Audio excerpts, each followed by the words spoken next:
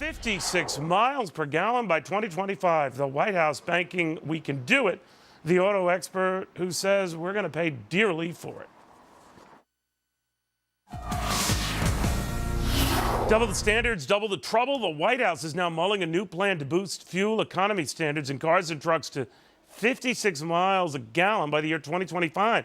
Some automakers warning today that'll cost jobs. Lauren Fick says it'll cost the consumer a hell of a lot more. The car coach joining me right now. Explain, Lauren. Well, I think about this. If you're going to have to take that technology to make vehicles get potentially 60 miles to the gallon or somewhere in that range, someone's going to have to pay for that technology. But in addition to lightening those cars up, you're going to have to improve safety. So now if you're also improving safety in addition, someone's going to pay that bill. And all the studies are saying somewhere around $10,000 is going to be the consumer's final tag onto a new car, which may cause consumers to say, you know what, I'm just going to keep the vehicle I have because I can't afford a new car. No more $10,000 cars. All right. So, 14 years is a lot of time. Actually, we're talking the 2012 model year now. So that's not a lot of time to get this moving. True, but think about the percentage of how it increases every year. Right now, we have 40 mile per gallon cars. And there are quite a few of them, and they are quite small. And the technology is involved because of turbochargers, 7-speed transmissions, direct injection, fuel injection. So technology is evolving. And honestly, we could build a car that gets 100 miles to the gallon that you buy it once and never have to pay for it again. But it's going to cost jobs. And that's the big thing. It's going to cost the auto industry, the aftermarket parts business, and there is a planned obsolescence.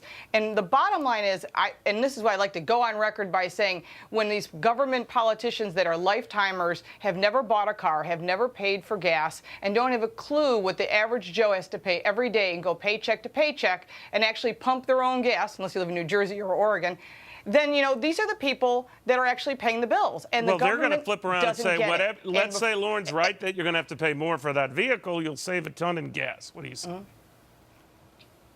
Well, I think the problem is you may save it in gas, but it's going to take you a long time to make up that difference. What they're really trying to do is to force the initiative of electric cars. It's sort of like how the special interest groups are pressuring the interests of corn subsidies to go into gasoline. They've already done that. And what it's caused is plugged up catalytic converters, gummed up fuel systems, and lower fuel economy. So that's not the answer either. The answer is really that they need to sit down with the automakers and say, what can you do? What is feasible? Let's not make the prices of these cars so expensive that the average person can't afford them.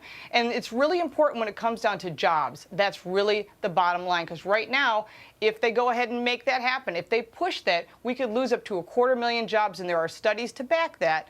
And that's not good. We need jobs. That's the bottom line. And right now, consumers, aren't willing to say, you know what, maybe I won't buy a new car. Maybe I'll stick with what I've got. And that's good for the automotive aftermarket and the repair shops.